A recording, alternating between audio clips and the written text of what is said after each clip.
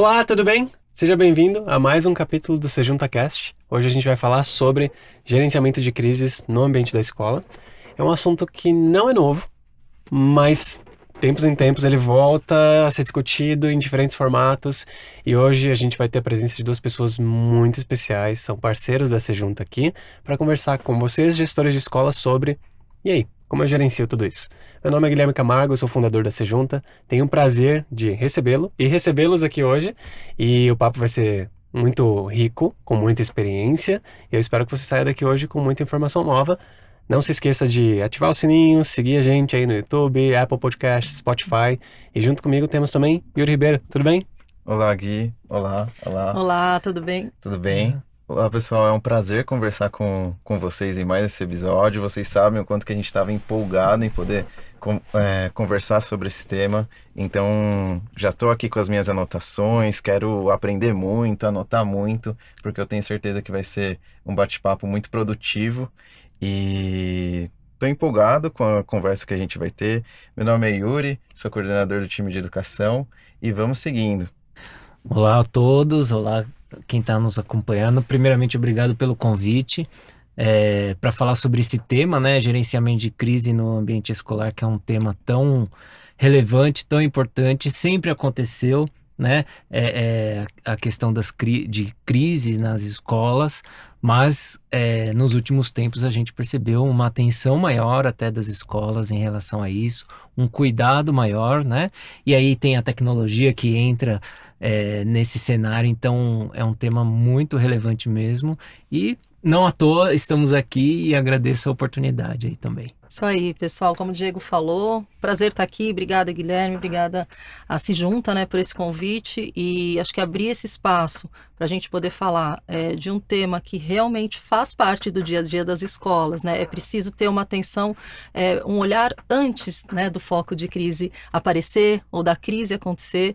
Então, embora as escolas tenham realmente olhado com muito mais cuidado nesse momento, né, nessa onda, infelizmente, que aconteceu aí de ataques, questão de violência, acho que a ideia é a gente aqui falar de tudo que pode ser, né, suscetível dentro das escolas, a questão de crise, para que vocês possam se capacitar e ter um olhar realmente mais preventivo para isso. Então, obrigada pelo convite, e eu e o Diego, como jornalistas, né, relações públicas que atuamos nessa área de educação há 20 anos aí, acho que a gente espera poder contribuir um pouco com vocês. Eu tenho certeza que vão contribuir. Inclusive, a Mira é assessoria de imprensa da SeJunta, trabalha com a gente há bastante tempo. Eu gosto muito do trabalho deles e por isso que a gente fez esse convite. E quando a gente começou a discutir o assunto, quando a gente começou a discutir o tópico, eles falaram assim, nossa, a gente faz isso há tanto tempo. Daí eu falei, é. Então acho que vai ser muito rico e espero que todos vocês consigam sair daqui com aprendizados. Fica à vontade. Legal isso que você citou, que há muito tempo, né? E eu acredito que muitas pessoas que estão escutando a gente hoje seja um assunto novo. Então eu queria escutar vocês falando, né, sobre essa pergunta de gerenciamento de crises. Como que vocês enxergam que mudou ao longo do tempo essas ameaças para o ambiente escolar? Se Bom, quiser, Ju, vou fica à começar vontade. e o Diego me complementa. Quando começou, né, eu acho que tem um histórico, claro, já antigo, mas tem um momento que é muito crucial para o potencial dessas crises, que foi o pós-internet, redes sociais, né? A gente tinha a escola como um ambiente mais fechado dentro da sua comunidade, né? Eu sempre uso o exemplo da caixinha, né? A gente tinha a caixinha de sugestões na escola, né, Diego? E a gente, de repente, vê que essa caixinha de críticas e elogio virou as redes sociais, e hoje qualquer pessoa pode comentar sobre qualquer marca, e as escolas realmente se tornaram mais suscetíveis, né? Então, acho que quando a gente fala de crise, entender que crise é qualquer acontecimento potencial que possa ter um impacto negativo na reputação de uma marca, né? Então, isso para a escola, quando a gente fala de um contexto interno que pode se tornar potencial, a gente tem N possibilidades, né? Então, a gente tem as os WhatsApps dos pais aí rodando, né? Tem grupos de alunos, de professores, tem a concorrência que está olhando, então a gente precisa realmente considerar que existe um contexto muito aberto, né? E acho que o papo é justamente para a gente falar como que as escolas podem se preparar para isso. Então o contexto ele é bem amplo mesmo. Legal, e eu acho que é até legal, vou trazer o Diego para a conversa também, falar sobre... A gente fala de gerenciamento de crise, mas assim, para a crise acontecer, a gente precisa de algum evento, de algum acontecimento, né? E isso pode acontecer de N formatos, a Juliana estava trazendo. Quais são os formatos que a escola hoje está exposta, seja eles digitais ou não, e que a escola, de repente, se depara com a situação de preciso lidar com isso e resolver? Acho que isso complementa até um pouco do que a Juliana falou há pouco, né? Assim, um ponto que a gente sempre coloca, né? Em primeiro lugar, a gente é relações públicas, comunicadores, né? E o interesse das escolas no nosso trabalho, em geral, sempre foi assim, como marketing mesmo, como posso ter mais matrículas, como posso... Visibilidade, né? Visibilidade, né? Visibilidade. E a gente veio com uma outra questão, que é a reputação, né? A reputação possibilita essa questão de um marketing maior, de um ganho para o negócio maior, né? Mas tem o outro lado, que é justamente a oportunidade e o risco, né? De os riscos envolvidos no negócio, né? Então, quando você fala de reputação, você não está falando só de oportunidade, você está falando também de riscos que você precisa mapear, monitorar, e aí vem os focos que você perguntou. Os focos, a gente fala assim, toda escola tem alguns problemas específicos. O professor que fala coisa que às vezes não deve dentro da sala de aula, o aluno que é briguento, e assim, você tem dos mais variados níveis, né? Você tem casos até de suicídio num momento extremo, né? E o que a gente viu nos últimos dias foi o afloramento, né, de um outro ponto, que é de uma questão externa para o ambiente interno da escola. Então, se a gente pudesse mapear quais são os 10 principais, você vai ter alguns que são muito claros. Os primeiros é assim, que hoje eu acho que hoje é o primeiro, tá? Na minha opinião, é o primeiro. O WhatsApp dos pais é o primeiro. E ele está intrinsecamente relacionado com a tecnologia, né? Por quê? Porque os pais e as mães, eles se agrupam, né? Seja por WhatsApp, seja Telegram também, né? E ali começa a sair informações, enfim. Você tem situações com professores, situações com alunos, você tem várias possibilidades. E aí o nosso grande intuito é assim, primeiro, você já mapeou tudo isso, né? Tá, e o que você vai fazer com cada ação dessa, né? E aí que tem todo um protocolo, né, para você conseguir gerenciar essas crises, olhando não só o aspecto interno, que é muito do conhecimento da escola, mas olhando as camadas de comunicação, né, as camadas que isso pode reverberar. Você tem a imprensa local, né? Você tem as redes do seu controle, você tem a imprensa local, você pode viralizar na internet e isso virar no ranking, ser um grande problema quando forem te procurar, né? Então, assim, os focos, a escola precisa definir muito bem os gerais e principalmente esse que ela sabe que é do dia a dia dela. Eu vou perguntar para você, Juliana, aproveitando aqui a extensão do que o Diego trouxe, que eu gostei muito, inclusive, que é o seguinte: esse problema de relação com pais e responsáveis sempre existiu.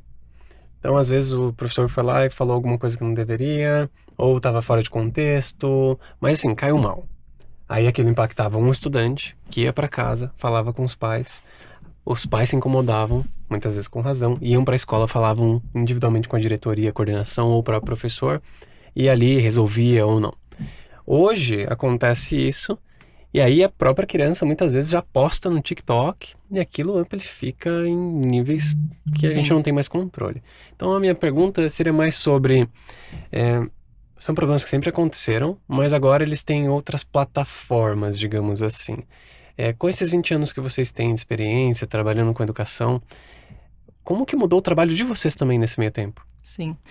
É uma boa pergunta, né, Guilherme? Eu acho que o nosso trabalho basicamente tem alguns, não critérios, alguns protocolos que são muito parecidos. A gente fala de outras plataformas, mas a gente tem condutas muito parecidas. Então, quando você tem um cenário realmente de crise, eu acho que aí isso serve para qualquer tipo de, não só para a escola, né, mas para qualquer tipo de organização. Tem uma premissa que acho que é básica. Se você tem uma marca, uma escola, enfim, que tem um bom relacionamento, que tem uma boa reputação, uma boa relação com seus clientes, você já tem um cenário mais positivo. Por quê? Em crise, a gente tem que ser muito transparente. Não, e quando você tem um cenário, e aí, né, claro, isso trazendo já para um contexto mais aberto de redes sociais, mais ainda você precisa se apoiar em respostas, né, ou situações que são factíveis. Não dá para você pensar em responder para uma crise, por exemplo, considerando esses públicos que conhecem como é o seu dia a dia, né? Então, uma escola que tem um bom relacionamento com os pais, que é uma escola de diálogo, né, que tem o diálogo mais aberto, ela vai ter mais facilidade para se posicionar. Agora, aquela escola que tem talvez uma postura mais tradicional, conservadora, mais fechada, que eu acho que hoje em dia a gente tem menos isso, né, por um contexto até sociocultural, ela vai ter que buscar caminhos talvez mais tortuosos ali, né? Você precisa envolver também sempre o jurídico, envolver o pedagógico, enfim, mas eu acho que essa forma de você olhar para um protocolo de crise, ela não mudou. Você tem que considerar muito do histórico, né, para poder fazer as suas ações, né, os seus protocolos de crise, mas a gente tem muito mais possibilidades de vazamento da informação. Então, uma crise, como o Diego falou, que começa hoje no WhatsApp, por exemplo, ela pode caminhar para um contexto de redes sociais, e aí você tem um certo controle da escola quando isso está nas redes da escola, um certo controle, mas se ela vaza, por exemplo, tem os influenciadores, tem aquela mídia mais organizada também, né? Tem a mídia tradicional e dependendo do caso isso vaza também. Então você tem um potencial de viralização muito maior de quando você não tinha as redes sociais. E eu acho que o exemplo do Covid, por exemplo, né? A gente tem a questão do coronavírus também, que foi, acho que para todos, um grande aprendizado, doloroso, mas foi um grande aprendizado, é a gente entender também que o acesso à informação, ele está ali online o tempo todo, e que há crises que são crises de um contexto mais comum a todas as escolas, né? E são aquelas crises pontuais. Então, a recomendação que eu acho que é importante a gente dar aqui hoje reforce o seu trabalho de transparência, reforce o seu trabalho de comunicação no dia a dia, porque quando a crise vem, as escolas que têm um bom trabalho, muitas vezes os próprios alunos, os próprios professores fazem a defesa da escola nas redes sociais, né? E não tem outra forma de você dar uma boa resposta do que basear na sua própria reputação. Então, é uma questão realmente que perpassa por um trabalho de um olhar preventivo, né, para você no futuro, quando tiver, porque a crise vai bater, né, o foco de crise ele vai acontecer, você ter mais facilidade para blindar a sua marca. E eu adorei a fala da Ju, porque era algo que eu estava refletindo aqui também, porque quando a gente fala de gerenciamento de crises, muito que vem na nossa cabeça é o presente. É algo que está acontecendo ali naquele momento e a gente precisa pensar em estratégias de alguma forma para se comunicar com as famílias, entre outras questões que a gente precisa resolver. Então, você citou a palavra, né, preventiva. É possível realizar um gerenciamento de crises preventivo?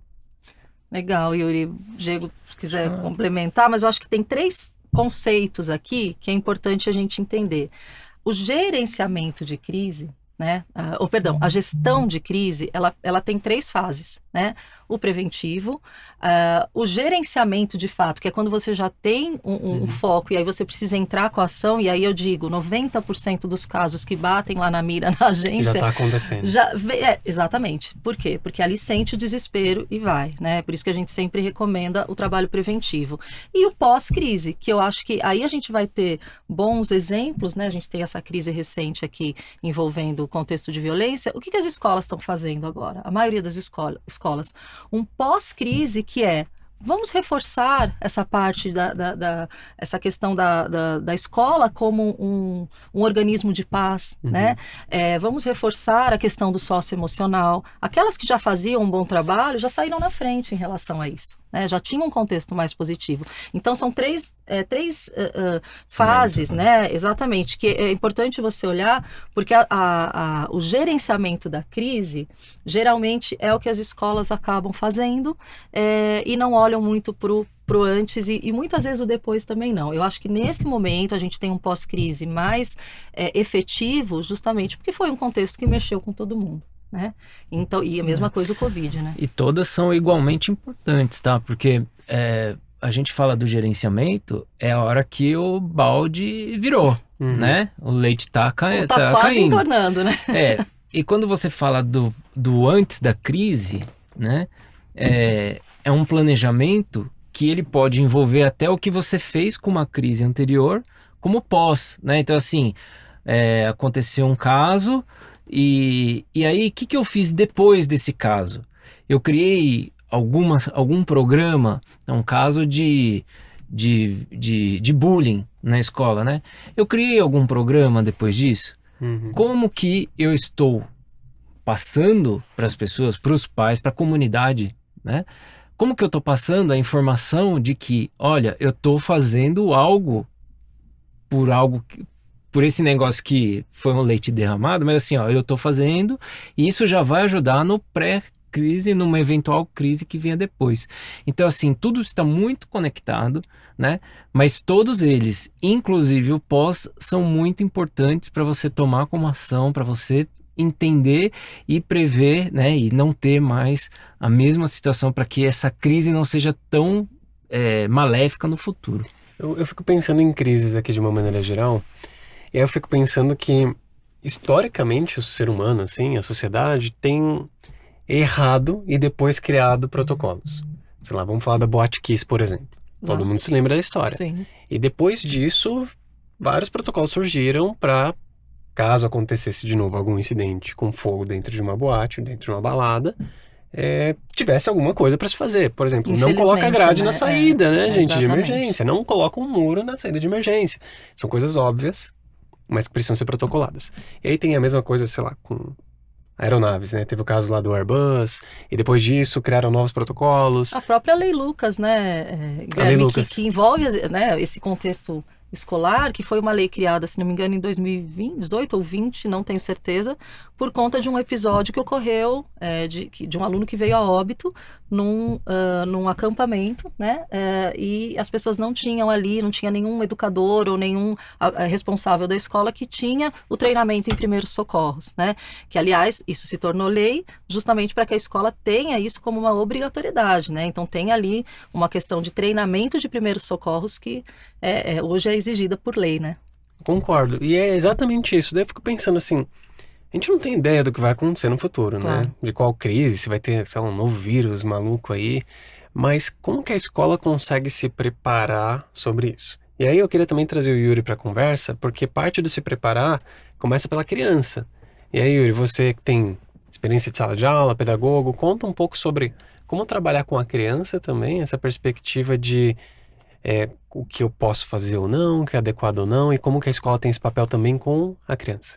Bacana, Gui, porque por mais que a gente cause essa comoção e algumas estratégias que envolvem a comunidade escolar, é importante a gente também tratar dentro de casa, que é a escola. Então, é entender como que a gente consegue trabalhar essas questões das competências socioemocionais, demonstrar para esse aluno o que ele pode realizar na internet, o quanto que o que ele realizar lá dentro não vai ferir o espaço do outro, e o aluno ter um comportamento digital adequado, que aquilo não seja de uma forma que acabe ali comprometendo ou até gerando uma informação falsa, ou às vezes uma frustração em um outro indivíduo. Então, do lado da escola, e hoje eu vejo que é um movimento que está aumentando, é o trabalho dessas competências socioemocionais, de trabalhar ao lado da empatia, de trabalhar ao lado de entender a proposta do outro, o lado do outro, e isso aparecer não numa disciplina específica, e sim na disciplina de português, matemática, e sim ter esse olhar empático de trabalho em grupo, entre outras questões que a gente pode trabalhar no dia a dia da escola, Uhum. porque esse não é um trabalho pontual, onde aconteceu uma crise, então a gente vai lá e faz uma ação pontual e resolveu. Não, isso tem que aparecer no dia a dia, nas ações no intervalo, nas ações no momento de aula. Como que a gente consegue criar um clima harmonioso, que faça sentido para as famílias, para os alunos e para os professores? E é uma construção coletiva, né? Eu estava num evento ontem, uma pesquisa feita com alunos e pais, né? Com 28 mil alunos e pais. É muito interessante da rede particular e na nuvem de palavras lá, né? O que ele espera da educação nos próximos 10 anos? Era algo assim a pergunta. E a maior era a empatia. A Que maior. legal. Olha só. A maior empatia. Tinha alguns outros aspectos ali, mas assim, empatia. E aí vem um dos focos que acho que as escolas passaram a ter muito mais, se nós nos lembrarmos do nosso tempo de estudante, e você olhar hoje o tanto que as empresas estão destinando esforço para isso, que é a questão do bullying, Uhum. né? Eu falei agora há pouco aqui. Então, o bullying, que era algo que às vezes a gente sofria cada um do seu jeito, ou oprimia alguém, né? Ele foi dissecado, né? Assim, o bullying nos últimos anos ele foi dissecado para falar quem é o opressor, quem é o oprimido, quais são as consequências, e tá aí para todo mundo ver. Materiais socioemocionais surgiram, todo mundo tá passando a olhar para as redes como o ciberbullying ou cyberbullying, né? Então, isso é muito interessante de se ver. E aí, é o que você falou. Se a escola não aprendeu até agora a lidar com o bullying, ela está em todos os ambientes pronta para ter uma crise Um pouco de enorme. crise a qualquer momento. Né? Seja contratando material, seja fazendo programa, ela tem que ter alguma coisa e ela tem que ter um protocolo, né? Tivemos um caso, o que vamos fazer? Né? Foi para a imprensa, ou foi para as redes, ou foi para tal lugar, né? Tem que ter um protocolo para esse atendimento, né? Então, acho que é um bom exemplo de foco que antigamente não era tão relevante, mas hoje, pelo amor de Deus. Eu gostei muito do que o Yuri falou também, né? Que a questão socioemocional, ela é transversal.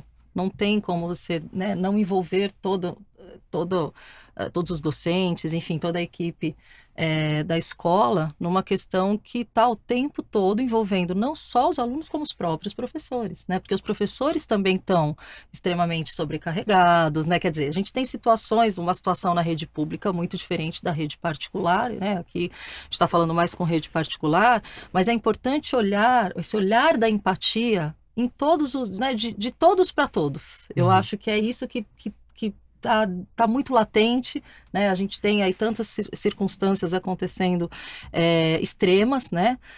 Que estão colocando isso como uma necessidade urgente. Então, é um bom tema e que tem tudo a ver com a questão que a gente está falando aqui do ambiente escolar, né? Da suscetibilidade, porque quando você tem um olhar de empatia, você tem o diálogo, você tem ações concretas, né? E a tecnologia, eu acho que o papel de vocês é fundamental, ela é vista como um meio, né? Não um fim, então você tem realmente um cuidado, né? No uso da tecnologia, de forma inteligente, tudo isso, de certa forma, você está criando um ambiente mais preventivo. Né? E aí você tem, claro, os protocolos de uma prevenção de crise que, atrelados a isso, te dão um respaldo muito grande na questão do gerenciamento. Eu vou querer entrar no assunto de protocolo, porque a gente falou bastante de protocolo agora, né? E aí eu fico pensando assim, tem uma situação de crise, o que a gente faz? Quanto mais pessoas souberem o que fazer, provavelmente, sei lá, o risco ou a intensidade com que aquilo acontece diminui. Então eu queria ouvir, Diego, sobre esses protocolos, assim, como que uma escola pode começar a pensar sobre o protocolo e qual é a cara de um protocolo mais ou menos? É um documento, é um vídeo, é um arquivo, é tudo? E Gui, eu queria fazer uma brincadeira, porque quando você falou protocolo, né? Quando uma escola, por exemplo, tem que criar um protocolo contra incêndio. Mobiliza toda a escola, ela para, daí é um protocolo com os alunos do DC, os professores, toda a direção, né, lideranças. E gerenciamento de crises, as escolas hoje elas não estão preparadas. Como que funciona essa mobilização? É bastante curioso porque quando você fala em crise, na prática é uma situação de emergência, mas não é uma situação de atabalhoamento, não é uma situação de afobamento, né? Não é hora para isso, né? É você que, como escola, tem que ter a tranquilidade para agir. E você vai ter só a tranquilidade se você saber o que você vai fazer, né? E na hora, às vezes, da emergência, se você não tem esses protocolos, você vai fazendo, né? Então, existem casos, né? Então, vamos falar aqui, empresa de aviação, né? De táxi aéreo. Então, você pega essas empresas, você tem um calhamaço, assim, de possibilidade de crise, de queda, de o que fazer e tal. Isso documento interno, né? Hotéis, enfim.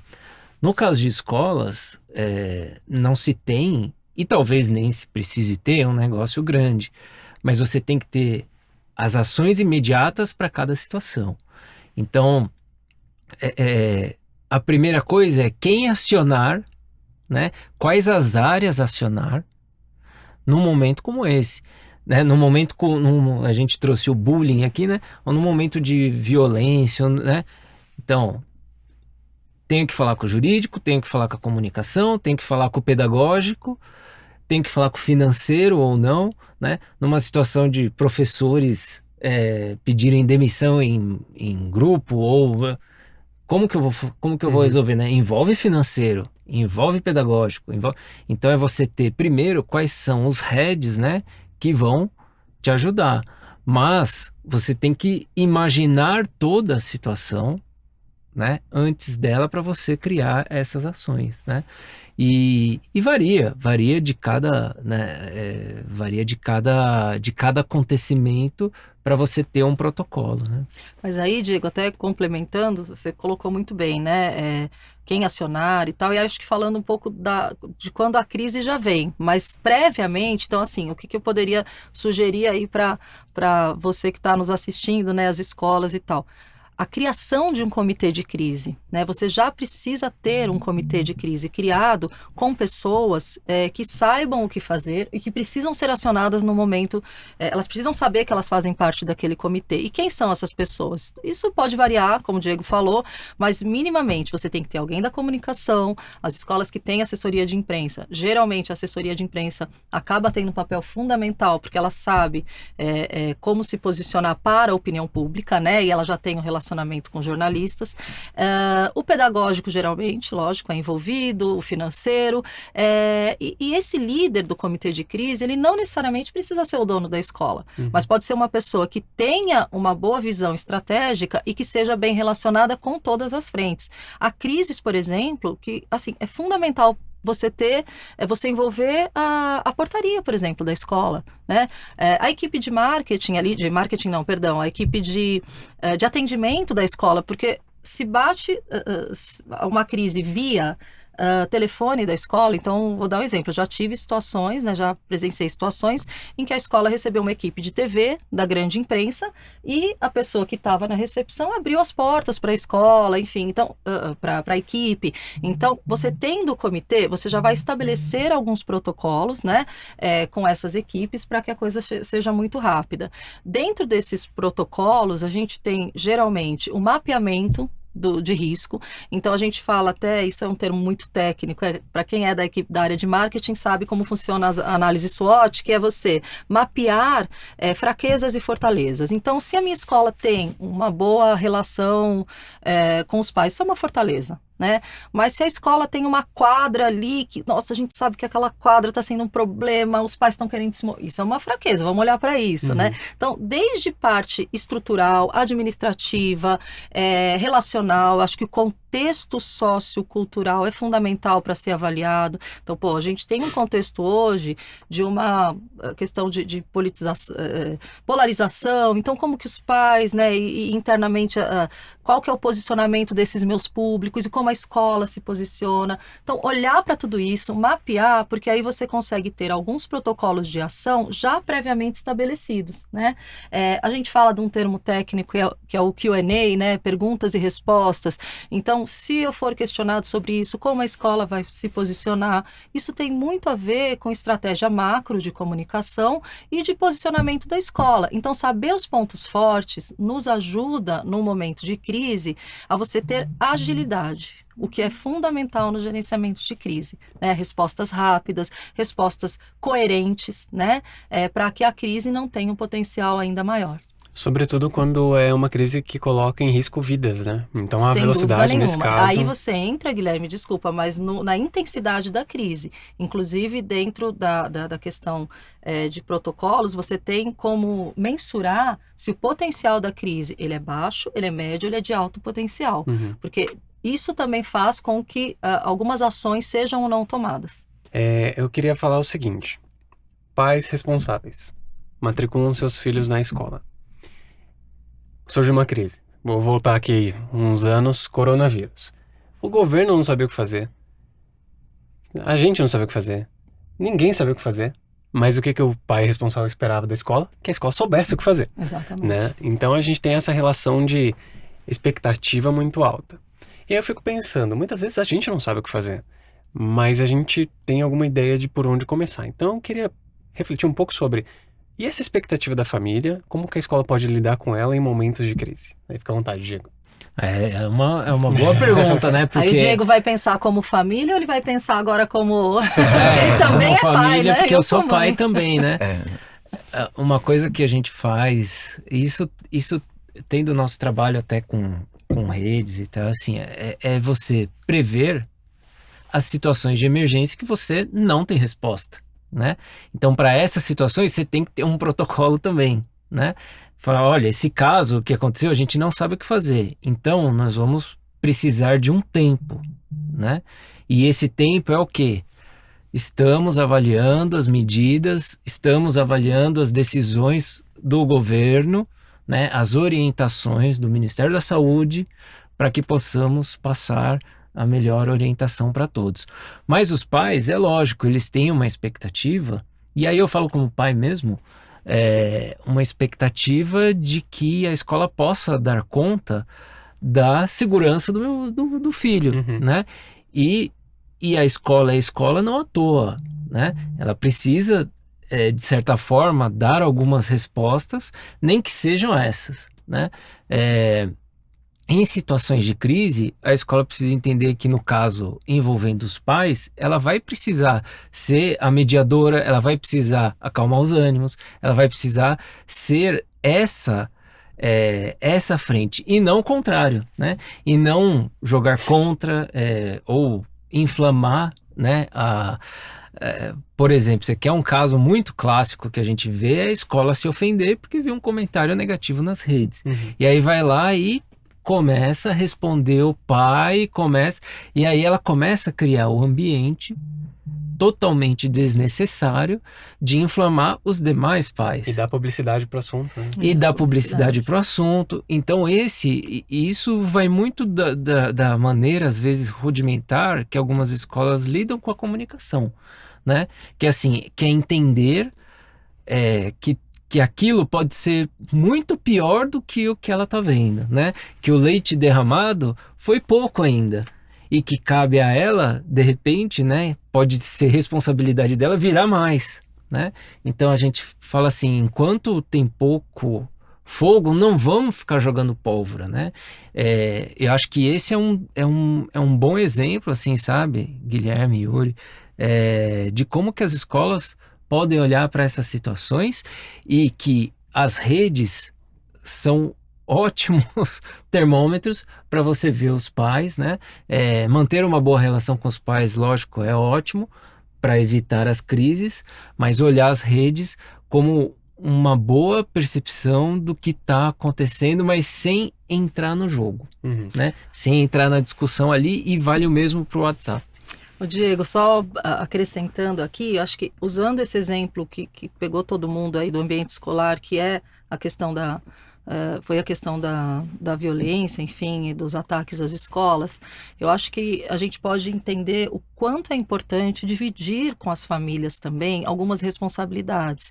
Então, eu gosto sempre de dar esse exemplo, né? O que é do muro para dentro da escola é de responsabilidade da escola, mas boa parte do tempo o filho está fora da escola também. Então, é importante que os pais entendam, e aí a gente está falando de pessoas, então tem questões extremamente complexas, subjetivas do ponto de vista da escola, dos alunos, são pontos de vista diferentes que vão ser colocados no mesmo prato.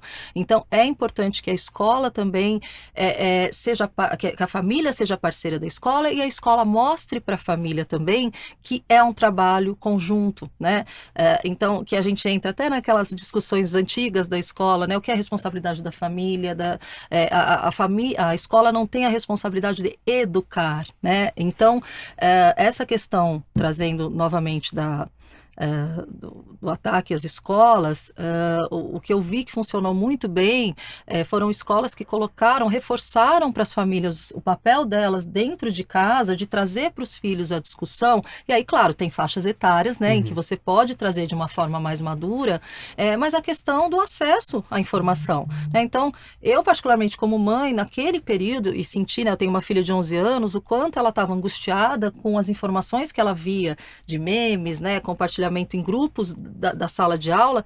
Nós tiramos o celular, diminuímos bastante, né, até porque ele é monitorado de certa forma, né, para que a gente possa ainda nessa idade dela ter uma ideia do que ela está vendo, e ela super aceitou. Nós tiramos o TikTok, por exemplo, naquele momento, falamos, não vamos, porque existia. Eu acho que as redes sociais tiveram um papel muito importante de potencializar o medo, né, o acesso à informação. A própria imprensa recuou, né, e acho que teve uma lição importante da imprensa também mudar os protocolos de cobertura. Então, assim, cada um tem o seu papel, né, e acho que o da escola, como o Diego bem colocou, é muito dar esse apoio, se colocar, mas dentro do papel escola. Então, é preciso dividir também responsabilidades, e é importante.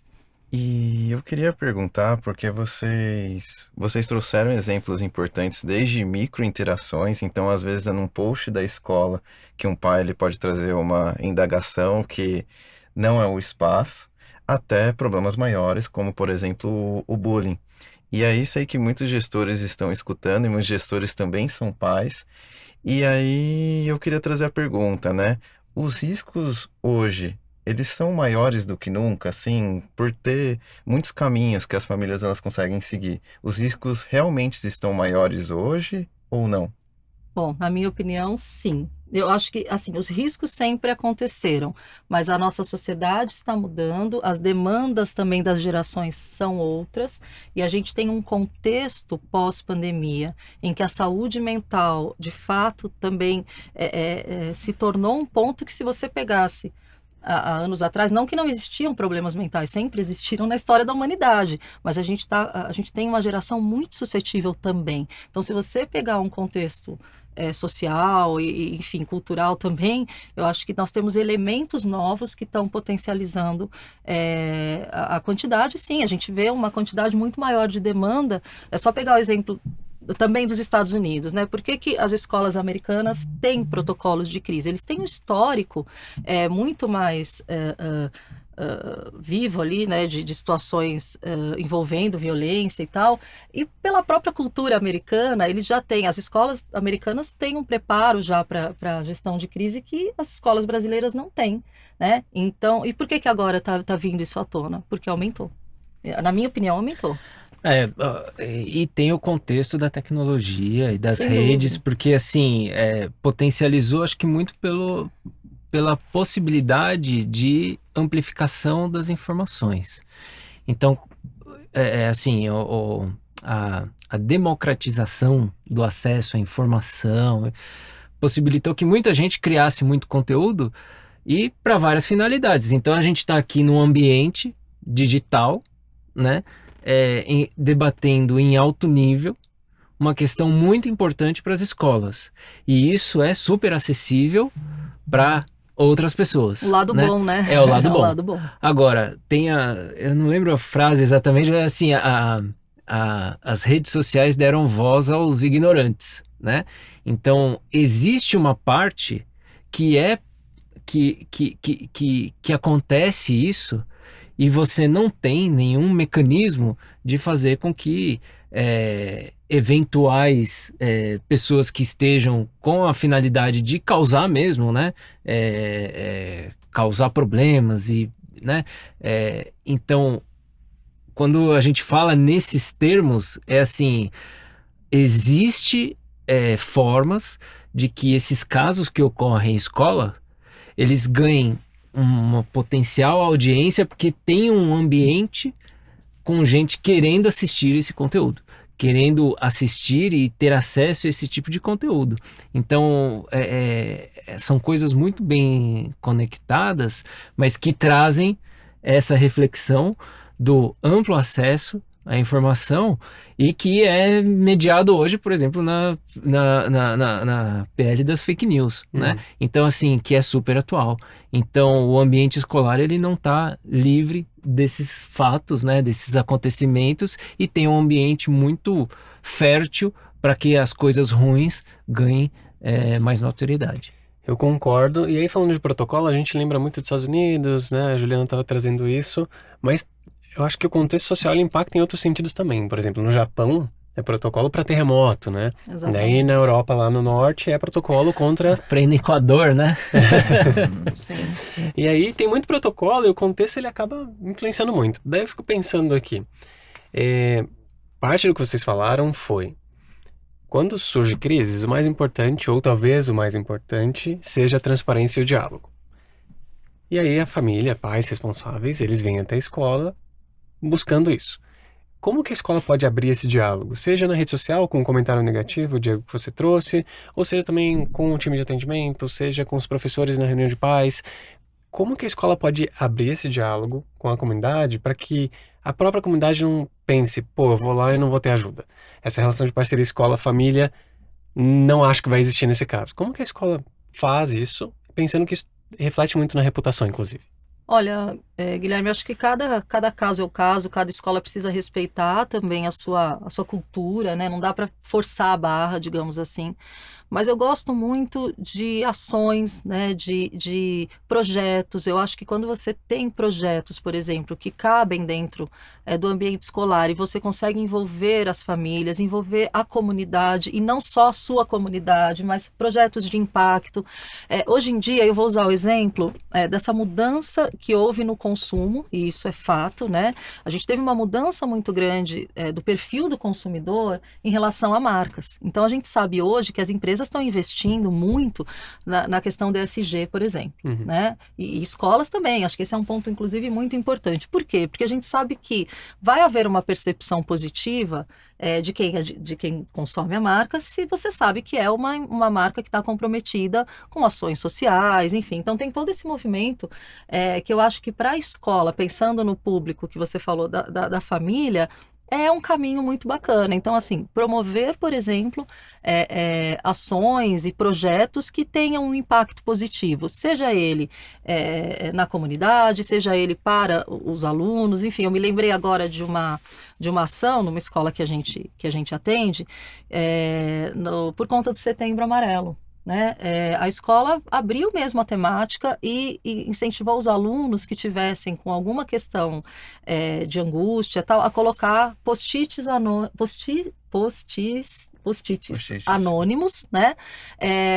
Pedindo ajuda. Aquilo foi tão incrível, e assim, saiu na imprensa, os pais super elogiaram. Estou dando exemplos aqui que eu acho que não necessariamente você precisa abrir o diálogo, né? Muitas vezes você fazendo a sua parte, digamos, né? Como escola, você de certa forma está cativando aqueles pais e eles vão sentir que eles têm um espaço ali que vai além, né? Só da questão, por exemplo, do conteúdo e tal. Acho que é um caminho. Aí o Diego pode até me complementar. Diego, eu queria só aproveitar a fala da Ju, porque eu, como educador, fico muito admirado, assim, do poder também das escolas que elas têm de cativar é a sua família, a sua comunidade escolar. Então, foi muito interessante você trazer na sua fala que não existe uma única forma de você mostrar para as famílias, ó, a gente está aqui, a gente está presente, a gente quer estar junto com vocês e quer que esse espaço seja o melhor possível para vocês. Então, pode ser em uma ação que chame as famílias para a escola, pode ser um dia comum da escola, como Setembro Amarelo, mas com uma ação diferenciada. Então, são muitas ações que a gente pode fazer. Não é somente um post na rede social, que também pode ser muito legal, mas são diversas posturas e caminhos que a gente pode seguir. Então, como pedagogo, trago isso também para as escolas, que elas podem seguir diferentes caminhos, entendendo a sua comunidade. E o mais importante é demonstrar que está junto, que as famílias têm voz. Não sei se para você também faz sentido. Faz sentido. E assim, as escolas que estão com a Sejunta, né? Com a Sejunta, um caso muito que a gente vê com uma certa frequência, infelizmente, ainda são casos de racismo, né? E acho que ela cabe muito nesse entendimento do que a Juliana falou aqui, do que o Yuri falou também. A escola não precisa esperar um caso de racismo se ela nunca teve, né? Escolas de alto padrão, principalmente, né? Não precisa esperar um caso de racismo para fazer uma ação. Para fazer uma ação. Já pode fazer imediatamente. Por quê? Porque é um tema que está ganhando repercussão. É importante que todas as etnias tenham voz, né? E estão tendo voz, né? E essa preocupação, se ela não começou ainda, já está muito atrasado, e não estou falando nem do aspecto comunicacional aqui, né? É aspecto social mesmo, né? O Brasil está há pouco tempo aí saindo da escravidão, se a gente for falar num plano histórico longo, né? Então, é muito importante. E aí você vai para outros tipos de minorias, né? Que impacta no dia a dia na escola. Por quê? Porque o estudante, ele está vendo o mundo que está rolando ao redor dele, né? Então você tem que ter um discurso bem alinhado para essas questões, né? E o caso de racismo é muito isso, né? Comece a fazer ações sobre equidade racial, né? Isso é legal, é você tratar a temática da equidade racial, e aí você entra em tantas outras, né? A questão de gênero e tal, que é isso que o Diego falou, né? Os alunos, eles têm uma visão de mundo e um acesso à informação, né, muito grande, e acho que cabe bem à escola, sim, né, trazer essas temáticas sempre para discussão, né, fazer projetos. A gente tem tantas escolas hoje que tem, por exemplo, manual antirracista, né?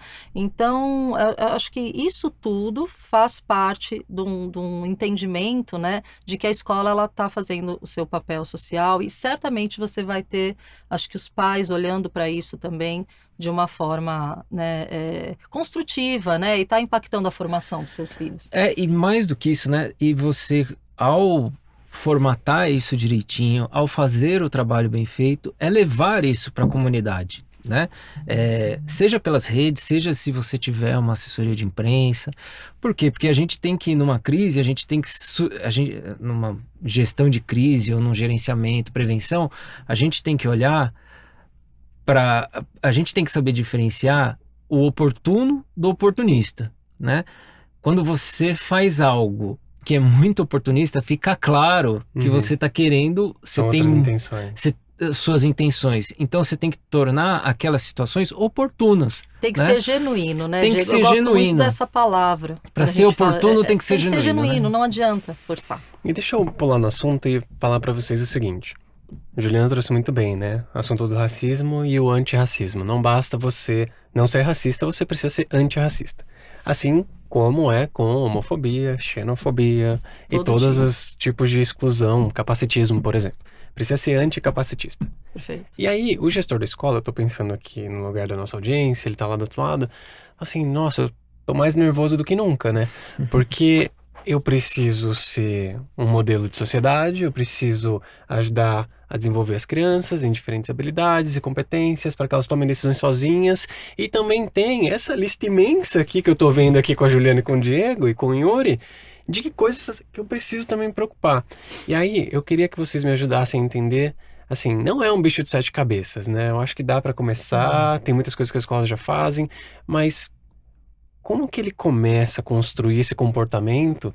E aí, até pensando aqui que não é uma decisão do Guilherme, gestor. Sim. É uma decisão comunidade escolar, envolvendo ali escola, famílias, o bairro, o departamento policial do lado, a delegacia, a praça. Eu queria entender com você sobre essas diferentes pessoas que influenciam no contexto e como que elas todas podem se mobilizar para trabalhar em conjunto, para aliviar um pouco também a escola e o gestor que está do outro lado ouvindo. Ouvindo você falar, eu me lembrei agora de uma figura que foi muito querida pra gente, né? O Gilberto de Menstein, que não está mais aqui, mas ele foi acho que um dos precursores, assim, né? Jornalista, mas com um olhar de cidadania e educação.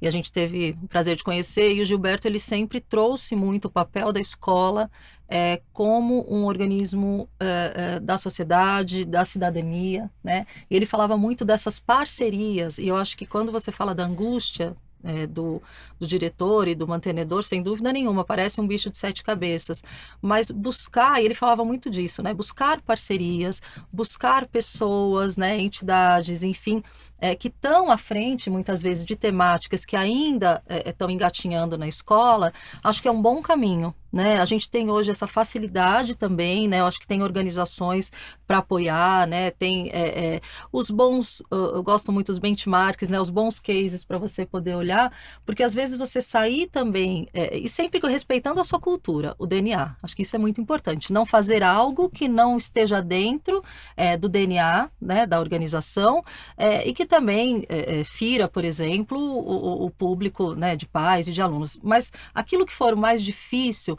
é tentar trazer para um terceiro, para um parceiro, porque aí você tem uma voz externa também, de credibilidade, para se apropriar da temática. Não sei se eu fui claro, mas acho que é esse conceito um pouco de comunidade, né? Não com essa carga também tão pesada de que, puxa, deixa eu aqui fazer, implementar. Não, buscar, né? Buscar essas parcerias. Acho que esse é um caminho legal. E até aproveitando esse conceito de comunidade, uma das coisas que entram é a tecnologia. E nós da Se Junta, a gente acredita que se a tecnologia ela não for para todos, ela não é para ninguém. E eu queria aproveitar essa questão de comunidade e te escutar, Gui. Como você acredita que a tecnologia, de forma geral, também pode apoiar a causa de ser antirracista, de proporcionar acessibilidade, inclusão, diversidade? Queria te escutar. Ó, a pergunta surpresa foi antecipada, porque a gente não tinha combinado. Mas é um assunto que eu gosto muito e eu penso que a tecnologia, ela permite que as pessoas, estudantes no nosso caso, né, que é o nosso objeto de foco, a gente foca muito no estudante na perspectiva de aprendizagem, mas permite que eles possam se expressar.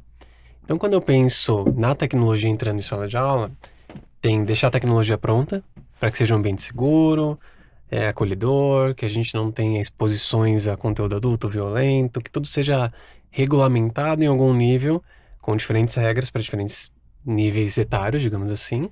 E no uso, a gente ia explorar o potencial da tecnologia para abrir espaço para o diálogo e expressão mesmo. Porque quando a criança se expressa, a gente tem a oportunidade de educar a própria criança sobre: olha, isso daqui não é legal. Nossa, que legal que você trouxe isso. De onde que você trouxe esse assunto? É de casa? É de algum lugar que você viu e leu? Então, eu acho que a tecnologia tem esse trabalho duplo de ser um ambiente seguro, gerenciado pela escola, e também um papel de educar os estudantes, educadores também, e famílias, sobre o que eu faço quando eu estou aqui, para ajudar a criança a tomar decisão não quando ela está em sala de aula, mas quando ela está sozinha em casa, no TikTok, vendo conteúdo e falar: isso daqui não é legal. Então, acho que tem essa influência principal de permitir a expressão e ajudar a entender como essa expressão ela impacta o mundo. Não sei se consegui responder. Muito bom isso responder. que você falou, porque é isso, né? E acho que hoje as escolas estão muito mais preparadas para receber a tecnologia como esse apoio fundamental do que antes da pandemia, né? Antes da pandemia a gente tem ali um antes e depois que eu acho que se tem, e tem muitos aprendizados, né? Embora tenha sido tão doloroso, né, o período da pandemia, um grande aprendizado para a escola e para professores, especialmente, foi ver a tecnologia como realmente um aliado do processo. né? Saiu aquele, né, era um bicho-papão, né? Por quê? Porque era um pouco desconhecido e tinha, eu acho que existia muito esse entendimento de que a tecnologia e pedagógico não caminhavam juntos, porque a gente viu muito isso, né? E é muito bom hoje perceber o quanto é exatamente o oposto, né? Quando bem trabalhado, claro que é o caso de vocês.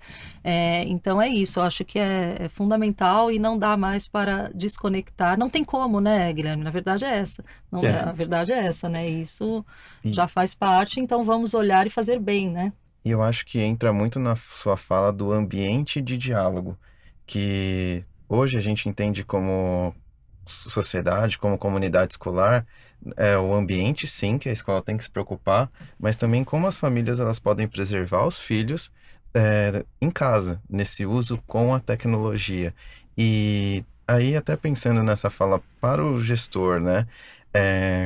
Ele pode, por exemplo, comunicar com a família, como que ele pode ter uns primeiros passos de ambiente de diálogo, pensando também em orientação para as famílias dentro de casa. Queria te escutar, Diego.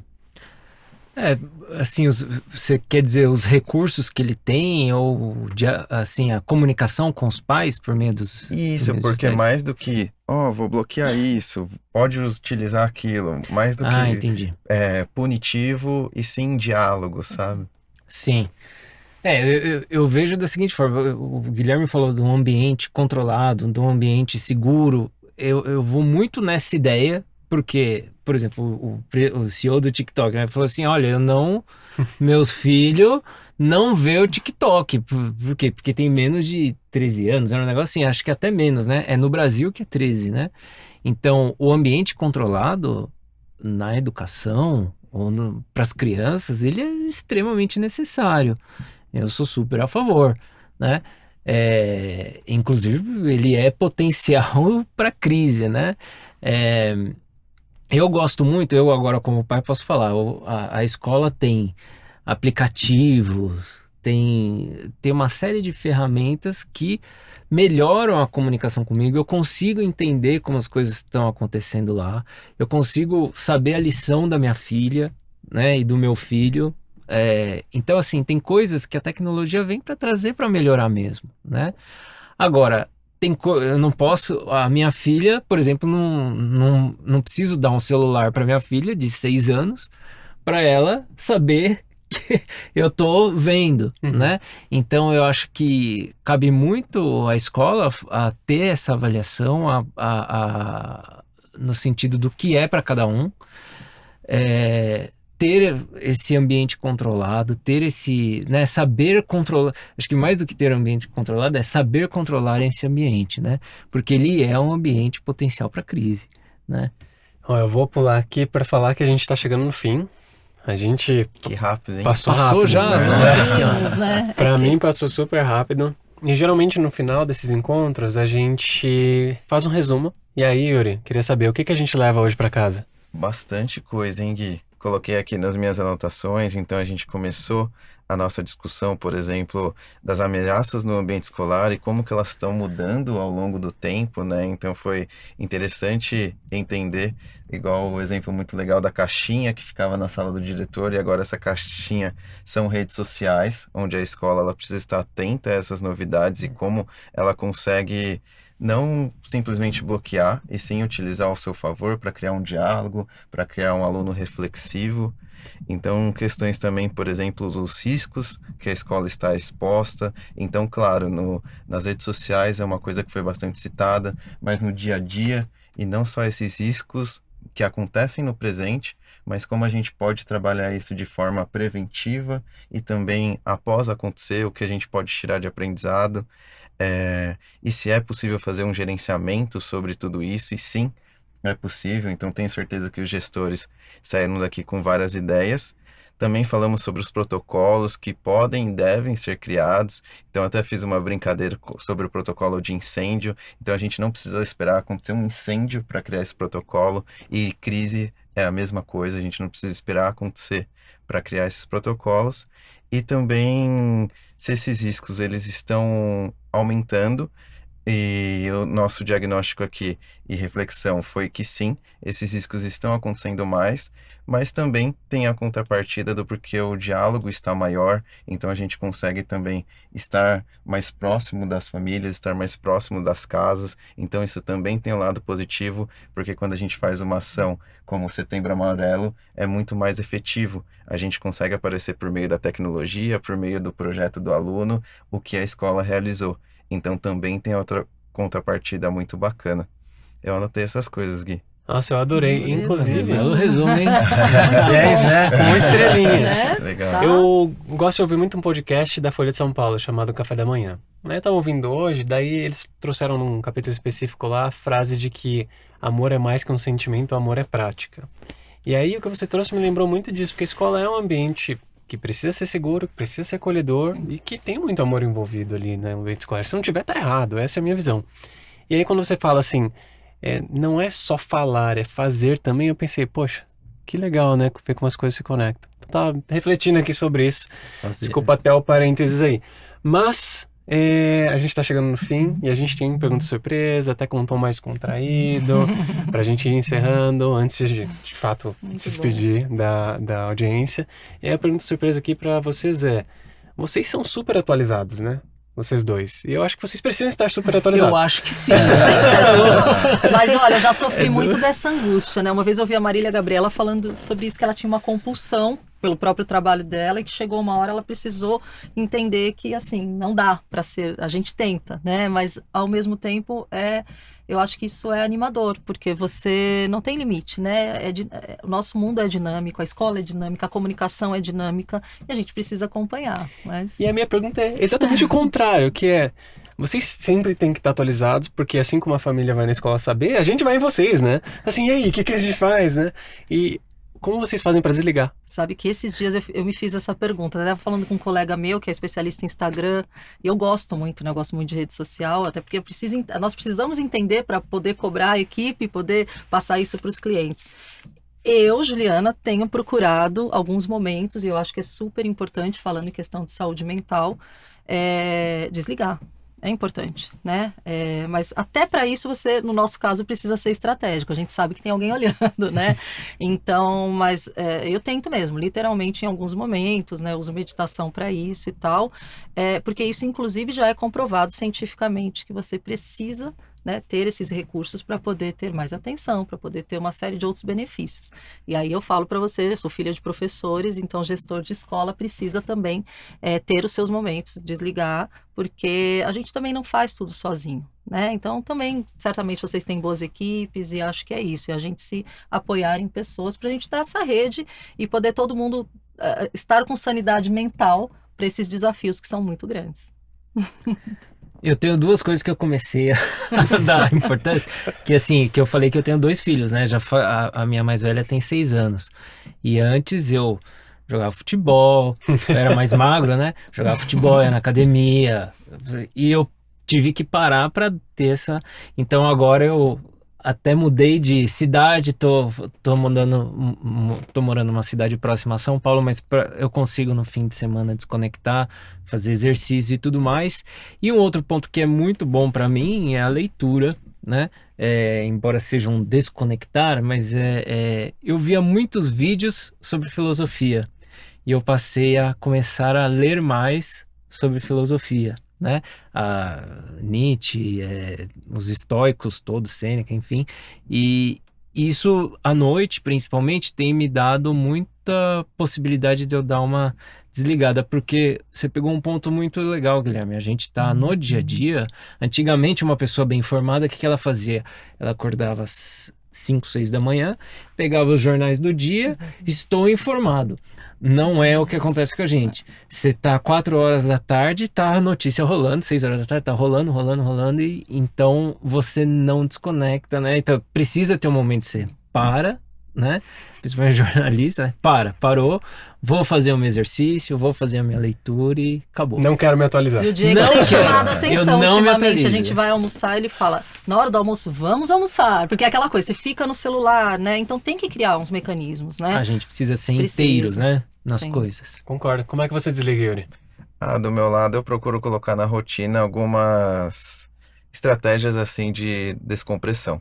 Então, por exemplo, quando eu acordo, eu tenho comigo mesmo que eu não posso mexer no celular, porque eu sei que ali já vai estar cheio de interação. Então eu acordo, daí eu vou brincar com o meu cachorro, aí eu vou lá, eu abro a porta para ele poder fazer as necessidades dele, tomo o meu café. Então, de manhã eu tenho alguns protocolos. No horário de almoço é a mesma coisa. Se a minha família está lá, é com a minha família. Se ela não está, eu acesso o celular. Mas é, por exemplo, para ver algo de futebol, para ver algo de games, que eu gosto bastante. E aí, durante a noite, também procuro fazer atividades físicas. Então, por exemplo, correr é uma coisa que eu gosto bastante, musculação é algo que eu gosto. Então, procurar atividades ali que podem envolver tecnologia ou não, mas que sejam diferentes do meu trabalho. Porque eu sei que no período que eu vou estar no meu trabalho, eu vou estar focado. E sim, o Diego trouxe muito bem. Não tem como a gente se desligar com as atualidades que está acontecendo e tá tudo bem. Mas a gente também precisa saber o momento que é mudar essa chavinha e aí você do seu lado pessoal, você precisa dar atenção para a família, para os amigos e fazer outras ações. Muito bom. Eu tenho feito uma coisa parecida com vocês, assim, de desligar. Eu acho que é um trabalho duplo que eu faço. O primeiro deles é reduzir as coisas que são ansiogênicas, digamos assim, né? Por exemplo, notificação é um absurdo. Quanta notificação que a gente recebe, assim, Sabe que eu parei também, isso ajuda bem. tira a notificação das coisas. Eu reduzi drasticamente o uso do WhatsApp nos últimos anos, assim. Drasticamente. Nossa, eu não uso mais o WhatsApp porque tem aquela pressão de, sei lá, brincando, né? Você envia uma carta. Quando você recebe a resposta da carta? 1 mês e meio depois, 2 meses, e olha lá. WhatsApp, quanto tempo você demora para responder a mensagem? Às vezes é da hora. E as pessoas têm essa expectativa com você e... Acendeu a luzinha azul, pô, por que não me respondeu ainda? Exatamente, tem lá o double check lá, o certinho azul. Então essa é uma coisa, é reduzir em todos os momentos da minha vida o acesso à tecnologia. Isso é muito contrastante com o trabalho que a gente faz, inclusive, né? Então, para poder também para trabalhar com tecnologia, eu uso menos tecnologia. É uma coisa que tem me ajudado muito.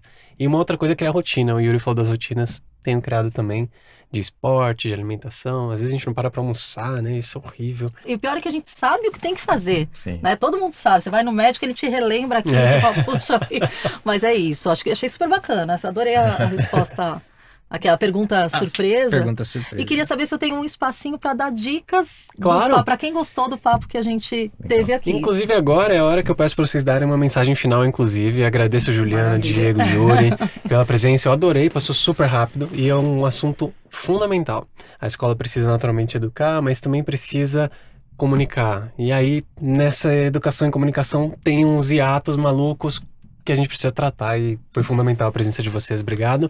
E fica à vontade para se despedir e deixar uma mensagem para o gestor que está ouvindo a gente. Obrigada, Guilherme. A gente que agradece muito. Foi, da nossa parte, tenho certeza também, até superou minhas expectativas. Não vi o tempo passar, é um tema que a gente gosta muito.